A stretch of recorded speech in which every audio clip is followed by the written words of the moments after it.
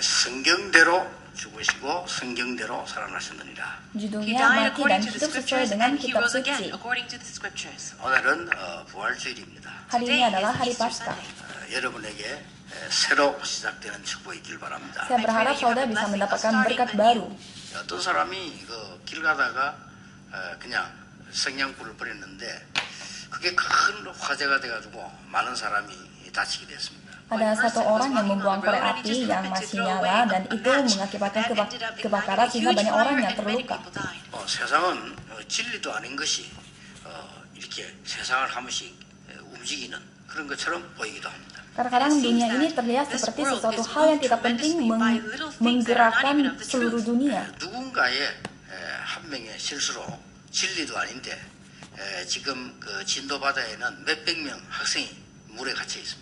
Dengan satu kesalahan orang yang tidak benar, itu mengakibatkan ratusan anak SMA yang lagi tenggelam di daerah Jindo. 세상을 지금 떠들썩하게 만들고 있습니다. Itu adalah isu yang sangat besar di dunia. 예수님 당시에도 몇 명이 진리도 아닌 걸 가지고 말을 하게 됐는데 큰 여론이 되었습니다. Dan pada zaman Yesus pun ada beberapa orang yang membawa hal-hal yang tidak benar, tetapi itu membuat banyak kebingungan. 예수님을 십자가에 못 박은 겁니다. Jadi itu yang membuat Yesus mati di atas kayu salib. 빌라도가 예수님 죄 없다고 했는데 유대인들이 전부 십자가에 못 박아라. Pilatus mengatakan bahwa Yesus tidak bersalah, tetapi banyak orang-orang Yahudi yang mengatakan Yesus itu harus disalibkan. 강도 한 명하고 누구를 풀어야 되겠냐? 예수님을 처형하라고 했습니다. Dan orang mereka ditanyakan apakah kita luluskan seorang perampok atau Yesus, dan mereka memilih Yesus untuk disalibkan. Maka dari itu ada isu yang sangat besar, yaitu kasus yang sangat besar terjadi, yaitu penyaliban Yesus. 아무 죄 없는 사람을 십자가에 흉악범을 다루는 거기에 처형을 한 겁니다. Dan itu adalah kasus pertama dalam sejarah manusia, orang yang tidak bersalah apapun, dia dihukum mati, hukum penyaliban. 누군가가 조종하기 때문에요. 이렇게 악하고 아무것도 아닌 것들이 세상을 움직여 나갈 때가 많이 있고 주로 그렇습니다. Jadi kita bisa melihat begitu banyak hal-hal yang jahat terjadi sehingga ada di baliknya itu dikontrol oleh beberapa makhluk.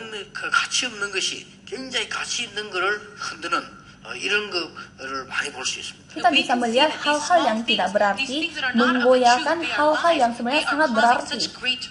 유대인들이 이제 로마에 소속돼 있으니까 로마 법에 의해서 예수님을 처형한 겁니다. Karena orang-orang Yahudi itu waktu itu dijajah oleh negara Roma, jadi mereka mengikuti hukuman mati milik negara Roma. 일개 중대가 되는 이런 부대가 지금 예수님 무덤을 이렇게 앞에서 지키고 있어요. Dan pada saat itu pasukan tentara yang menjaga kuburan Yesus.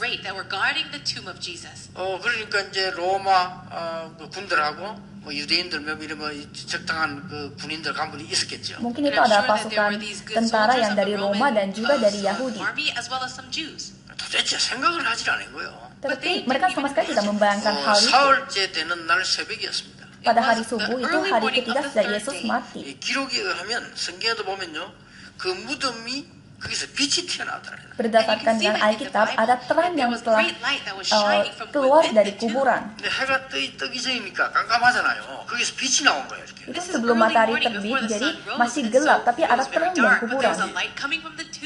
돌문이 열리면서요, 예수님이 걸어 나온 거예요. Dan pada saat pintu kuburan itu terbuka, Yesus jalan keluar. 얼마나 놀랐겠습니까? Betapa kagetnya mereka. 예수님의 부활을 제일 먼저 본 사람은 제자가 아닙니다. 그 군인들이 제일 많이 먼저 봤어요. Jadi orang pertama yang melihat kebangkitan Yesus itu bukan murid-murid pun, tetapi tentara. 지금이나 그때나 변함없는 것은 공무원들이나 군인들은 늘 의식하는 게 있잖아요. 사실보다는 뭐 자꾸 문제 터질까. 이게 놀란 거예요. 예수님이 걸어 나오니까 일단 기절한 거예요. Jadi zaman sekarang dan zaman dulu mereka selalu sama, jadi pegawai negeri dan tentara mereka selalu sadar akan isu sunat nyata. Jadi pada saat mereka melihat kebangkitan Yesus, bukan mereka langsung kaget, tetapi mereka berpikir kita dalam masalah. 사람이 그리스도구나 그렇게 믿은 게 아니란 말이에요. Mereka tidak langsung percaya, oh dia adalah Yesus dan Kristus. Sekarang juga sama. 큰일 났다. Mereka berpikir, oh kita dalam masalah. 달려서 보고한 거예요. Dan mereka langsung lapor. 그가 지금 진짜로 살아나와가지고 지금 무덤에서 나왔다. Dia sekarang hidup dan telah lolos dari kuburan. 보고를 한 거예요. Mereka lapor demikian. 지금은 똑같잖아요. 보고받은 공무원들이 어떻게 하면 큰일 났구나 이거. Sama seperti zaman sekarang, jadi pegawai tinggi mereka mendapatkan laporan. 사실대로 보고해야 되는데 좀 쉬운 거 이렇게. Jadi itu laporannya berdasarkan dengan nyata, tetapi mereka mereka menyuruh orang-orang itu tidak cerita kepada orang lain. 이거 알면 큰일 난다 이게. Sampai orang-orang tahu pasti ini adalah jadi masalah. Nanti itu akan membawa kebingungan untuk seluruh negara. Itu akan menjadi isu nasional. Jadi berapa banyak tentara yang melihat kebangkitan Yesus? Dan orangnya jawab, iya ada beberapa. Dan mereka dikasih uang. Tolong bagi uang ini kepada tentara-tentara yang lain. Supaya mereka tidak cerita kepada orang-orang lain. Tetapi mereka bukan hanya cerita-cerita, tetapi mereka sampai menceritakan mereka sedang mendapatkan uang. Dan gosipnya tersebar bahwa Yesus telah bangkit.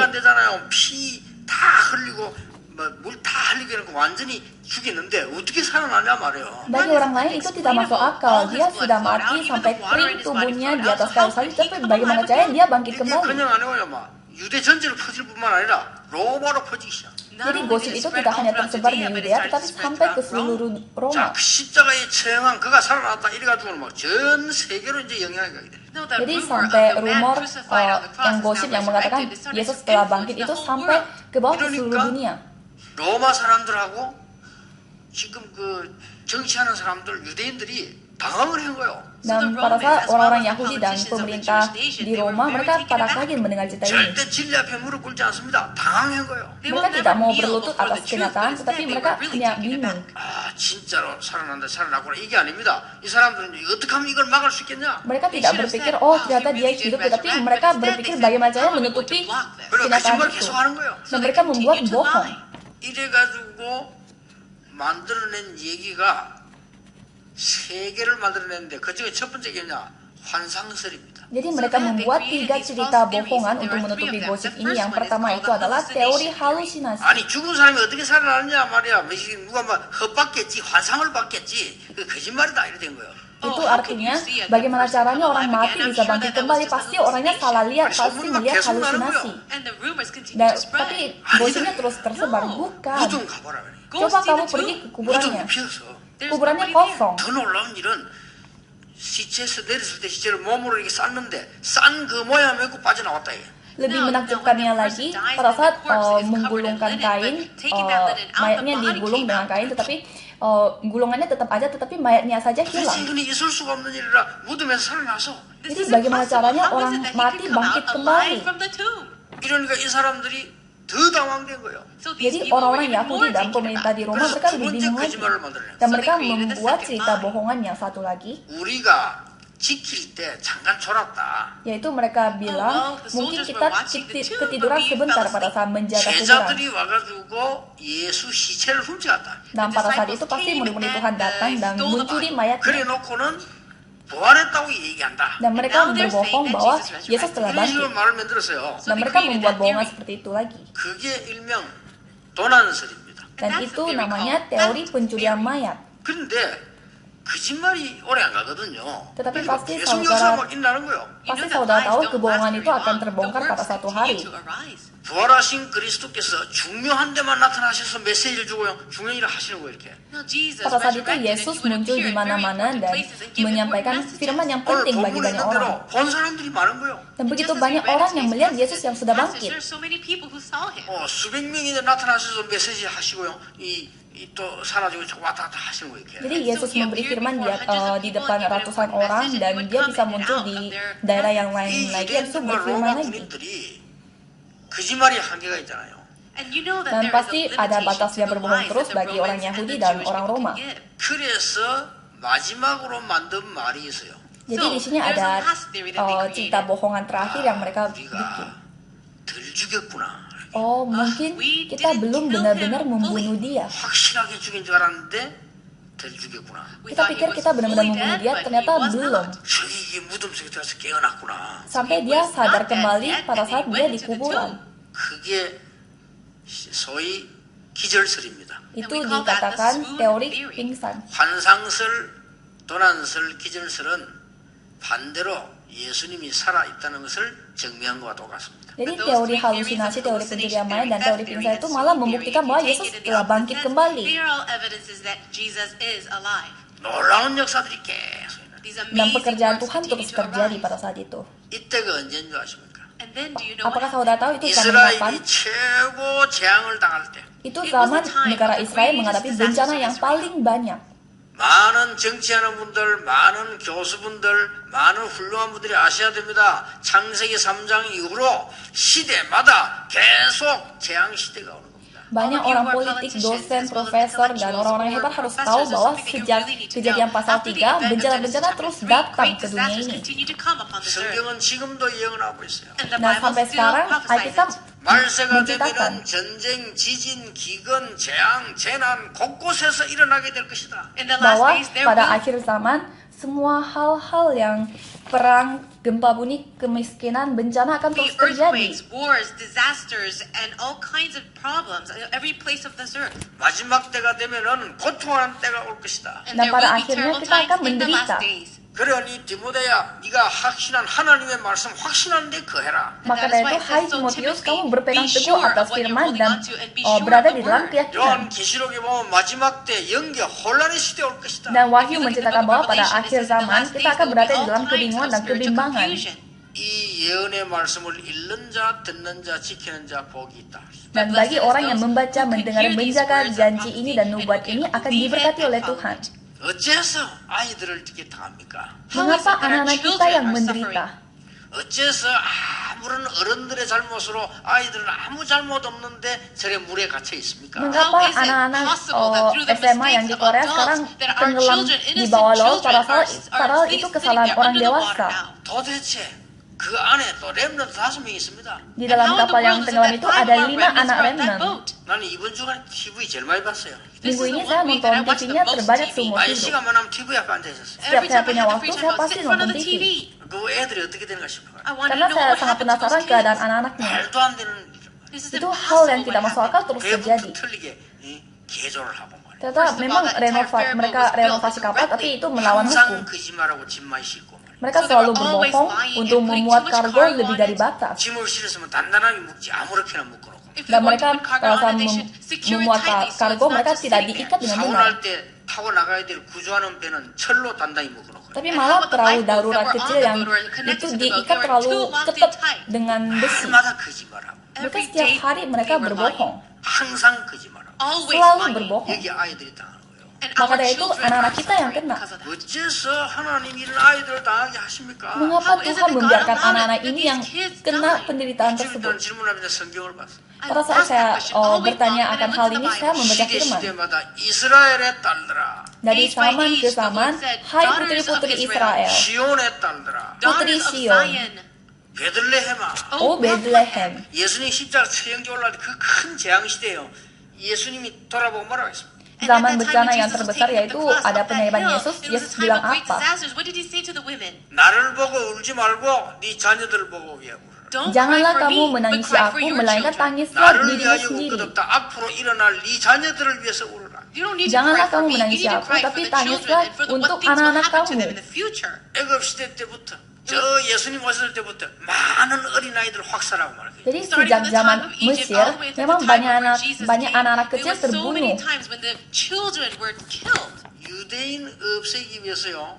바로 왕이 태어난 아이를 죽였다니까요. Untuk memusnahkan orang-orang Yahudi, Raja Firaun menyuruh orang-orang untuk membunuh anak-anak kecil. 왕이 낳다는 베들레헴 예수님이 태어난 걸 알고 헤롯 왕이 그때 태어난 아이들 다 죽였다니까. Pada saat Raja Herodes mendengar ada raja yang telah lahir di Bethlehem, dia menyuruh pasukan untuk membunuh semua anak-anak kecil. 주후 70년 이후에 굉장한 어려움과 학살을 아이들이 당했어요. Dan pada tahun 70 sesudah Masehi, begitu banyak anak-anak kecil terbunuh. 6.25 전쟁 이후에 우리나라에 전쟁 터지면서 제일로 희생양이 아이들이에요. Dan pada saat terjadi perang Korea pun, sebagian besar dari seluruh anak-anak terbunuh. 우리 집 마을에서 돌아보면 쳐다서 뺑 돌면 4군데 고아원이 있었어요. Di daerah saya waktu itu ada 4 bangunan yatim piatu. 부모 없으니까. Karena banyak anak yang tidak memiliki orang tua. 상상을 해보세요. 우리 마을에서 4군데를 과원을 쳐다볼 수 있다니까. Coba saudara bayangkan, saya bisa menemukan 4 bangunan yatim piatu di satu daerah. 어떻게 이렇게 됩니까? Bagaimana hal ini bisa terjadi? 60년이 지난 오늘날 우리 한국은 세계 선교 대국으로 하나님은 축복하셨습니다. Dan 60 tahun telah berlalu dan Tuhan memberkati Korea sebagai negara yang mengirimkan misionaris terbanyak di dunia. 하나님의 중요한 계획은 분명히 있을 것입니다. Jadi rencana yang paling penting dan begitu penting ada di Korea. Selalu begitu. 창세기 3장 이후에 재앙 시대가 계속 오는 거예요. 앞으로도 와요. Sejak kejadian pasal 3, bencana itu terus datang ke dunia ini dan akan terus datang juga untuk masa depan. 성경대로 죽으시고 오란 말이 무슨 말입니까? Maka itu apa artinya Yesus mati sesuai dengan kitab suci? 여러분 지금도 박물관에 성경 66권이 따로 기록된 게 사본이 박물관에 보관되어 있습니다. Coba saudara bayangkan, sampai sekarang ada satu museum yang ada kitab suci aslinya. Ada yang terdiri dari 66 buku. 놀라운 일 아닙니까? 불신자 학자들이 보고 있습니다. Bukannya itu hal yang menakjubkan karena banyak ilmuwan yang kita percaya pun bisa melihat. 이거는 신약시대 기록됐다. 다 있습니다. Itu semuanya terbukti. Kitab ini terbuat dari perjanjian lama, atau kalau yang ini dibuat perjanjian baru. Kita bisa melihat originalnya. 학자들이 볼 때, 이거는 언제 기록된 거다. 이거는 언제 기록된 다 나와 있어요. Itu kita bisa melihat bukti-buktinya bahwa ini tercatat pada waktu kapan dan pada zaman apa. 이런 메시아 올 것이다를 560군데 기록돼 있어요. Dan berdasarkan hal itu, kita bisa melihat sebelum Yesus lahir, 560 bagian dari kitab suci nubuatkan Yesus itu bakal lahir. 오기도 전에 앞에 책에 560번 예언돼 있어요. Bagaimana caranya itu sebelum terjadi, tetapi 560 bagian menceritakan dan menubuatkan hal yang sama. Apa kata kunci dari itu? 이 땅에 와서 모든 죄를 담당하는 십자가를 지게 될 것이다. Dia akan membebani salib untuk menggantikan semua dosa-dosa manusia. 대로 죽으시고. Dan itu menceritakan bahwa dia mati sesuai dengan kitab suci. 우리 인간은 절대로 사단을 이길 수 없습니다. 그걸 결박하는 것을 예언해서 여자의 후손이 뱀의 머리를 상하게 할 것이라. Manusia sama sekali tidak bisa menyelesaikan masalah mereka sendiri, dosa mereka sendiri. Maka dari itu anak dari seorang perempuan akan merumutkan kepala setan. 하나님이 무너뜨리지 인간은 노아 시대 막을 수 없어요. 방주 안에 들어오면 산다. Pada zaman Noah, orang tidak bisa selamat dengan kekuatan sendiri. Jadi kita harus menaiki bahtera untuk lolos dari kebanjiran. Kita tidak bisa menghentikan hancurnya menara Babel. Itu sudah dinubuatkan oleh Alkitab. Seorang ilmuwan pun tidak bisa menyangka hal ini, maka dari itu Roma dan Mesir semuanya hancur. Kalau kita tidak mendengarkan firman Tuhan, gara-gara orang pintar, gara-gara negara maju, negara ini akan jadi hancur. Ini sudah dibuktikan oleh sejarah. Itu bukan terjadi sekali dua kali, ini tidak bisa dipungkiri. Dan dia mati sesuai dengan kitab suci. 실패를 갖다 준 사단의 근세를 깨뜨리기 위한 십자가 지실 것이다. Dan dia akan datang ke dunia ini dan untuk akan disalibkan untuk menyelesaikan masalah manusia itu kegagalan total. 성경대로 죽으시고 무슨 말입니까? Apa arti dari mati sesuai dengan kitab suci? 인간이 피할 수 없는 재앙 하나님이 막으시는데 그리스도를 보내시겠다. Dan Tuhan akan menghentikan bencana bagi manusia yang tidak bisa dipungkiri dengan mengirimkan Yesus Kristus. Kita harus percaya. 지금 대부분 우리가 지금 복음 얘기하죠. 밖에 나면 교회도 복음 얘기하죠. 큰일 났습니다. Kita sekarang menceritakan Injil, tetapi banyak gereja di luar sana tidak menceritakan Injil. Itu adalah sangat bahaya. 어른들 때문에 아이들이 죽는 재앙이 일어나요. Gara-gara orang-orang dewasa, anak-anak kita sedang mati. 전문인들 때문에 아이들이 죽는 재앙이 일어나요. Gara-gara orang-orang profesional, anak-anak kita sedang mati. 교회 때문에 아이들이 죽는 재앙이 일어나요. Gara-gara gereja yang tidak memiliki Injil, anak-anak kita sedang mati. 교회가 옳은 복음을 하지 않으니까 많은 영적 흑암세력이 일어나고 있는데 그걸 모르고 있는 거예요. Karena gereja tidak mengajari Injil kepada orang-orang dewasa, sehingga anak-anak kita yang kena bencana tersebut.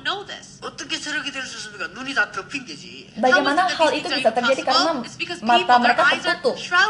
우리 옛날에 보면 뭐 너무 어쩌고 뭐 쓰있다 그러면 덮인 사단에게 덮인 거요. Itu sama seperti kita sebut ya, dia kerasukan atau gimana. Jadi mata mereka tertutup dengan kegelapan dari setan. 이스라엘이 재앙만 국가 완전히 파괴되고 자녀들이 수박 그냥 때로 죽는 재앙을 6번 당했어요. Jadi negara Israel itu waktu itu pernah menghadapi bencana yang sangat besar, dan itu bukan hanya sekali tapi 6 kali. Itu dalam sejarah.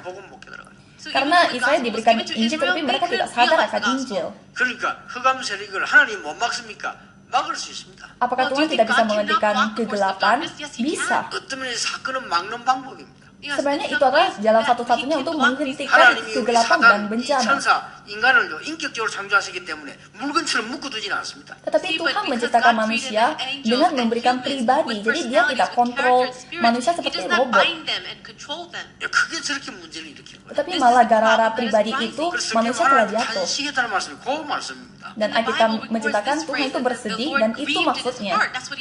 뭘 전능하신 하나님 뭐라 탄식했겠습니까? 인간을 그렇게밖에 만들 수 없는데 그걸 가지고 타락을 하는 거예요. Bagaimana Tuhan Sang Pencipta bisa bersedih? Karena Tuhan yang telah menciptakan manusia dengan memberi pribadi, dan gara-gara pribadi itu manusia jadi jatuh dalam dosa. 메시아를 보내겠다고 약속하셨어요. Tidak ada seorang manusia yang dapat menyelesaikan masalah neraka. Maka itu Tuhan mengirimkan Yesus Kristus. 뭐하러 말입니까? Buat apa? 십자가 지도록 Supaya Yesus itu bisa disalibkan. 성경대로 죽으시고. Supaya dia mati sesuai dengan kitab suci. 그게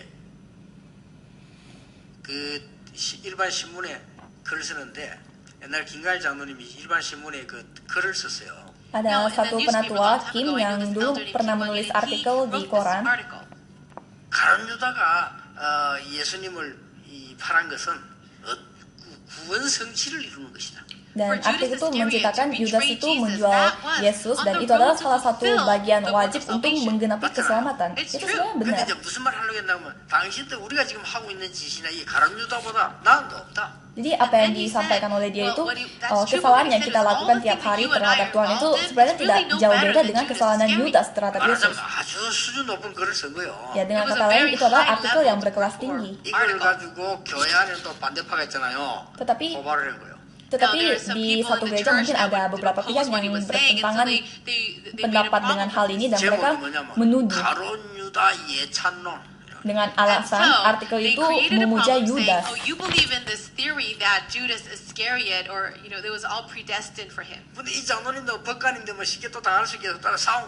Tapi penatua ini pernah kerja di bidang hukum, jadi dia bawa ini ke pengadilan. 그대로 이름 밝히지 않고 그대로 대학 교수 7명에게 보낸 거예요. Jadi sebagai buktinya, artikel itu dibawa ke 7 dosen sastra bahasa tanpa dikasih tahu siapa yang menulis.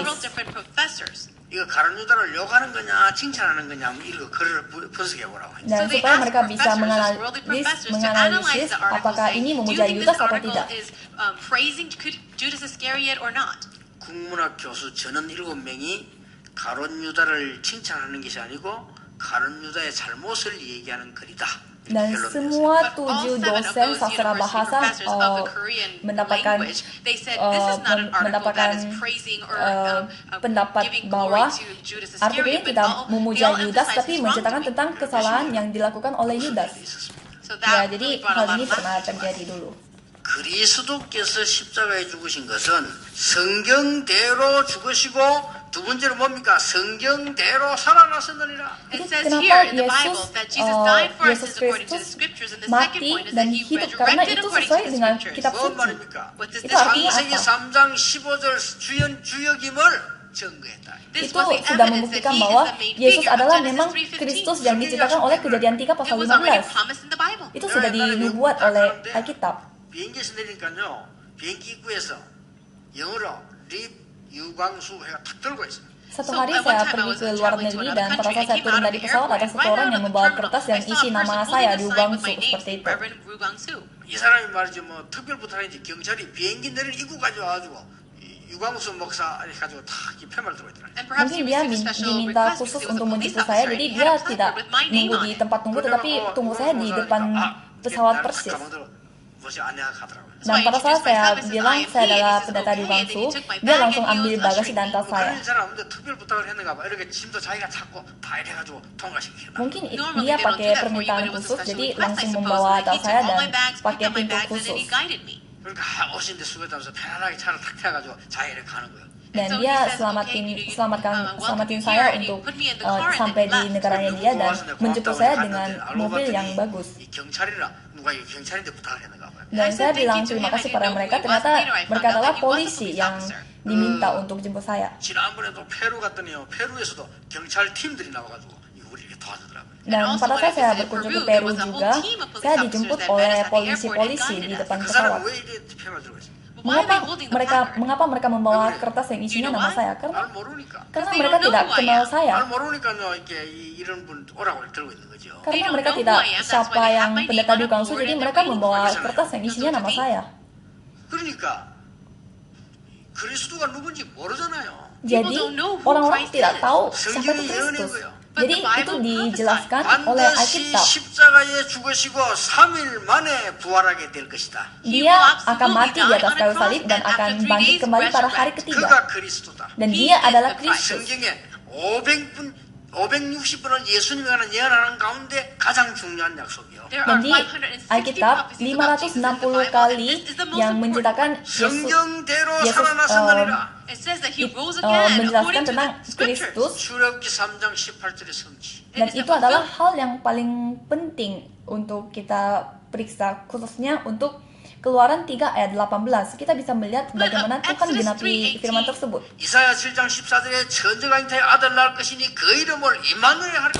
Dan Yesaya 7 ayat 14 berkata bahwa bakal ada seorang perempuan muda yang mengandung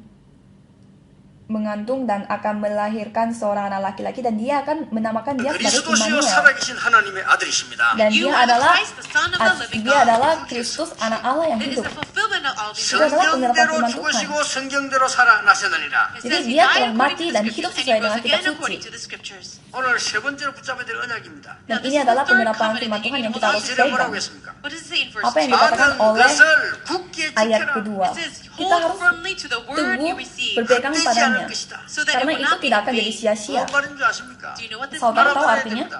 Kita harus mengerti. Pada saat kita memegang firman ini, waktu itu mereka keluar dari Mesir dan Babelonia, tetapi itu bukan pentingnya.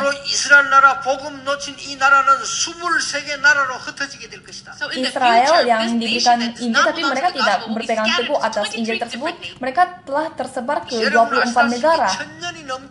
나라 찾지 못하고 후대들이 전 현장에서 밟혀 죽고 학살당하고 가스실에 죽고 그랬어요. Seperti saudara sudah tahu, orang-orang Yahudi selama 1000 tahun mereka tidak memiliki negaranya mereka sendiri dan terbunuh di negara orang. Jadi kita tidak boleh tertipu, tetapi kita harus memegang firman ini. Jadi Alkitab ini berkata dari Tuhan sendiri.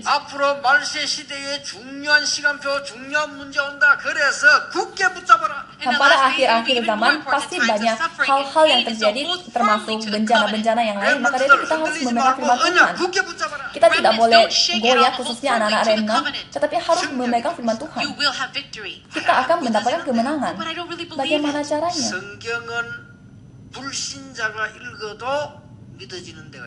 Kalau Alkitab ini ada beberapa bagian yang bisa dipercayai oleh orang-orang yang tidak percaya. Contohnya jangan mencuri, hormatin orang tua, itu bisa dilakuin oleh orang-orang tidak percaya. Tetapi ada pun beberapa bagian dari Alkitab yang hanya dimengerti oleh orang-orang percaya. Misalnya melakukan persembahan dengan darah binatang. Waktu itu Raja Firaun bertanya, untuk apa kita melakukan itu? Dan pada saat jemaat gereja pertama melakukan perjamuan, orang-orang Roma bilang, kalian ngapain? 우리는 예수 피로 구원받았기 때문에 그 언약 지키는 것밖에 미쳤냐? Tanpa rasa mereka menjawab karena kita mau mengingatkan apa yang dilakukan oleh Yesus. Jadi kita mau mengingatkan hal itu dengan perjamuan, tapi orang-orang menyebut mereka itu gila. Negara Roma yang menyebut jemaat gereja pertama itu gila, mereka tidak lama jadi hancur. Dan beberapa tahun kemudian mereka jadi hancur, sedangkan negara-negara yang lain mendapatkan Injil. Hitler yang menyebut orang-orang Kristen sebagai orang sakit jiwa, dia akhirnya bunuh diri. Tuhan itu di mana? Itu pertanyaan dari negara-negara komunis, dan pada 70 tahun kemudian mereka jadi hancur. Dan mereka mulai terpulih dengan bantuan dari gereja. Jadi pasti ada beberapa bagian Alkitab yang hanya dimengerti oleh orang-orang percaya. Tapi ada juga bagian yang tidak dimengerti oleh orang yang percaya. Pada saat kita mengatakan kita berusaha untuk mengerti, itu bukan hal yang sederhana.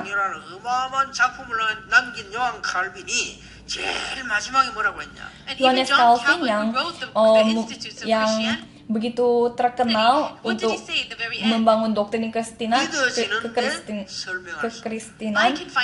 dia mengatakan apa? Saya bisa percaya, tetapi saya tidak bisa menjelaskannya. Itu yang dia ngomong. Saya bisa percaya semuanya, tetapi saya tidak bisa menjelaskannya. Itu adalah firman Tuhan. Jadi di Alkitab ini, di sini yang paling penting.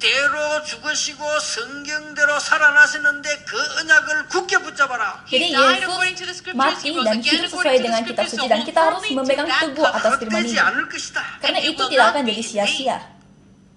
바울은요, 얼마만큼 똑똑했냐면은 예수께서 십자가 지시고 돌아가셨다, 그리고 부활하셨다, 이걸 전한 게 아닙니다. Paulus ini orang yang sangat pintar, dan apa yang dia khotbah itu bukan tentang Yesus yang sudah mati dan bangkit kembali. 바울이 사람은 성령이 인도받은 사람이지만 굉장히 똑똑한 사람이라는 생각이 들어요. Dan menurut saya sendiri, memang Paulus ini dipimpin oleh Roh Kudus, tetapi memang orangnya pintar.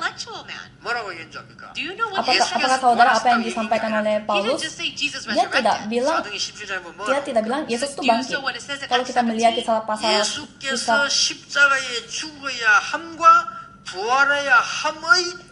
Rasul 17, Paulus berkhotbah mengenai alasan mengapa Yesus disalibkan dan mengapa Yesus bangkit kembali.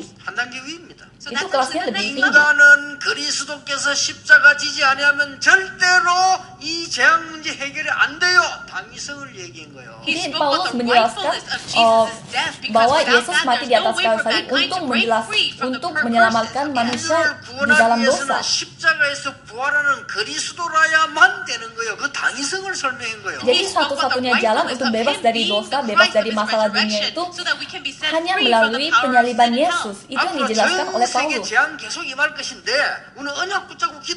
Jadi bencana-bencana akan terus datang ke dunia ini, maka itu kita harus berpegang firman Tuhan dan berdoa. Kita harus berdoa untuk negara Jepang. Ya kan? Kita harus memegang firman Tuhan. Banyak ilmuwan seluruh dunia mengatakan pada satu hari negara Jepang akan hilang. Dan juga mereka cerita tentang Korea Utara. Kita tidak tahu kapan gunung berapi di Korea Utara itu meledak satu hari. Dan Korea Selatan yang ada di tengah-tengah negara yang lain bisa mengalami peperangan satu hari. Itu yang dikatakan oleh firman Tuhan. Seandainya ada 10 orang yang benar di kota Sodom dan Gomora, kota itu tidak akan dihancurkan. Jadi kota Sodom dan Gomora ini bukan hancur gara-gara orang berdosa. Itu karena tidak ada orang yang benar. gara-gara tidak ada orang benar 10 orang, jadi itu jadi hancur. 교회 때문에 오는 거예요. Jadi bencana di Korea dan seluruh dunia itu datang karena gereja. 교회가 복음 바로 붙잡고 기도하면 영적 문제는 이길 수 있다. Kalau gereja memegang Injil yang benar dan mereka berdoa, mereka bisa menghentikan bencana. 재앙은요 아이들이 당하는 거요. Karena gereja-gereja memegang hal yang tidak penting, hal yang tidak benar, maka dari itu anak-anak kita yang kena bencana. 그러니까 너무나 참기가 잘 일이죠. Maka dari itu dari zaman ke zaman mengalami hal yang sama. 이 언약을 굳게 붙잡으셔야 돼요. Jadi kita harus berpegang teguh atas firman ini. 여러분이 진짜 응답받는 새로 시작이 있어요. Karena ini saatnya saudara mendapatkan jawaban doa. Saya berharap saudara bisa mendapatkan berkat rohani yang baru. 어떻게 해서 이렇게 전 세계에 많은 흑암 세력들이 무너졌는가를 언약을 우리는 증거해야 돼요. Jadi kita harus menyaksikan bagaimana kegelapan itu hancur melalui firman Tuhan. 이 언약 붙잡았을 때요, 진짜입니다. 나는 기도 안 했는데 응답 오더라고요. Menurut pribadi saya sendiri, pada saat saya memegang janji Kristus ini, saya tidak berdoa, tetapi saya menerima jawaban doa. Dan setelah itu saya baru mengetahui apa itu doa. 나는 건강한 사람이 아닌데 하나님 모든 병도 없애버렸어요. Pada saat saya memegang teguh atas janji Kristus ini, saya bukan orang yang sehat, tetapi Tuhan menyembuhkan semua penyakit saya. 원래 저는 먹고 사는 것을 어떻게 살 것인지를 선조 때부터 고민으로 알고 온 사람이요. Sebenarnya dari nenek moyang saya selalu memiliki kekhawatiran apa yang saya harus makan, apa yang saya harus pakai. 그런 걱정은 할 필요가 없게 되졌어요. Tetapi saya sejak memegang firman Tuhan ini, saya tidak peduli dengan apa yang saya makan dan pakai. 성공하고 싶고 사람 앞에서 잘하고 싶고 그런 인간이었어요. Saya sebenarnya orang yang sangat mementingkan kesuksesan orang dan saya ingin kelihatan bagus di mata orang. Tetapi saya sekali menerima jawaban doa melalui firman ini, saya tidak peduli dengan yang lain. Jadi apa patriotisme yang sejati? Apakah kesuksesan pribadi itu benar-benar membantu untuk rasa patriotisme sejati?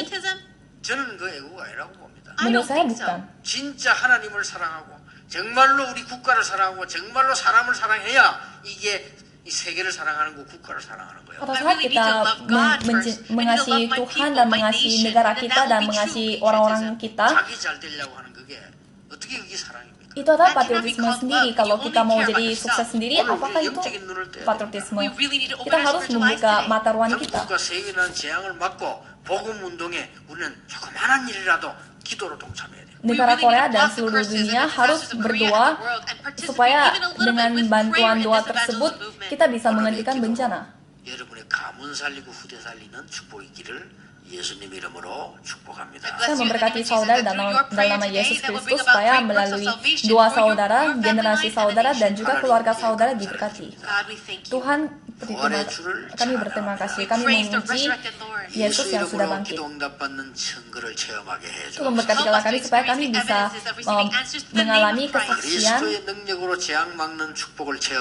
supaya kami dapat mengalami bagaimana caranya kami menghentikan bencana dengan kemampuan Yesus. Dan kami bisa terpulih atas mendapatkan kekuatan rohani dalam nama Yesus Kristus. Saya berdoa. Amin.